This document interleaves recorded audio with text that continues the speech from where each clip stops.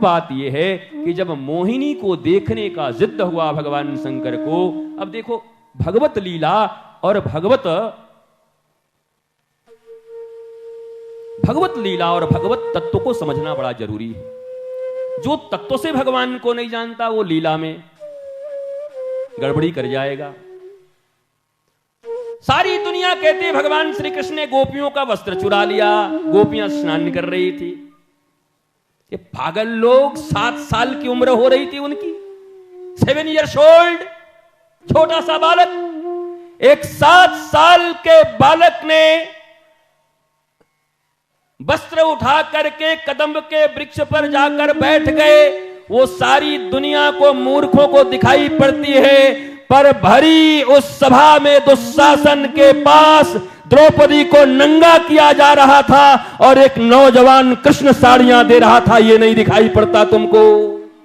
तुम दुर्गुण देखने के आदी हो, दुशासन हो या दुर्योधन हो, तुम्हारी दृष्टि कैसी है? 7 साल के बालक हैं, कौतुक करते हैं, चोरियां करते हैं, माखन ले जाते हैं, कपड़े लेके भागते हैं। तुम अपने 7 साल के बालक पर यही आरोप लगा सकते हो?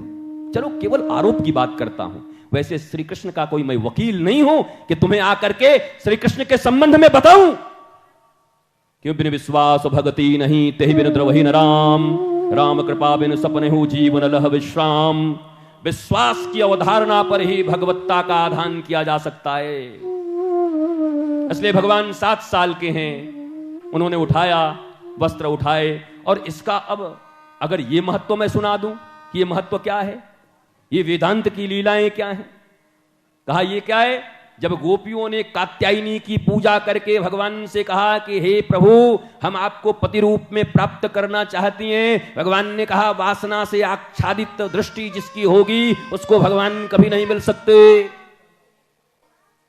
सुनो माय डियर, हमको लग रहा है आपके ऊपर थोड़ा बाउंस हो रहा है, लेकिन सुनने का प्रयत्न करो तो समझ जाओगे।